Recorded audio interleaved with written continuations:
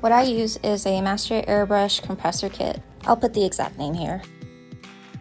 Important thing is this little knob that allows you to adjust the air pressure. If I want to cover a large area with color, I'll set it to about 30 to 40 psi. Once I need to do some finer detailing, I will turn it down using that knob from about 20 to 30 psi. This just means the air won't push the paint out as fast, and I feel like I get a lot better control.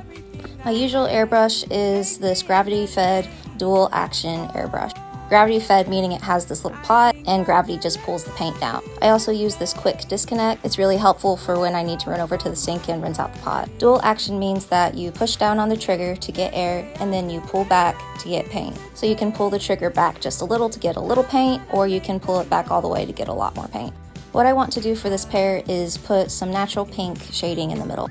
I'll take some regular masking tape and cover up most of the border. Next, I'll take a pencil and lightly draw an outline a little bit in from the border. This is just to mark where I want the color to stop. Then I'll take an X-Acto knife and lightly cut out that area.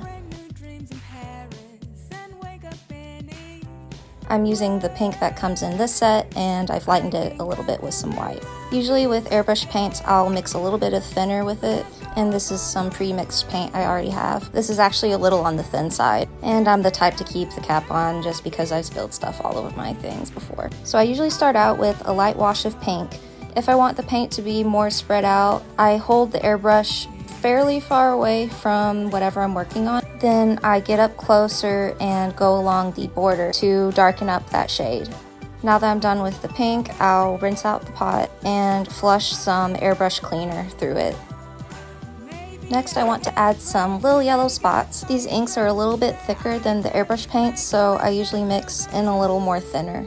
I also find it helpful to have a test piece of fabric to make sure the color looks right and to get out any residual paint from your previous color. To do smaller details like these spots, I'll turn down the air pressure and I'll bring my airbrush a little closer to whatever I'm painting. When I was first starting out, I found doing spots was pretty forgiving because even if you mess up the shape, it's okay and you can fix it for the most part. Here I'm showing how I brace my hand to make that little heart.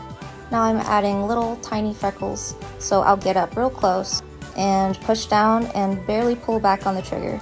And always, if you're unsure, you can try it out on your test piece of fabric.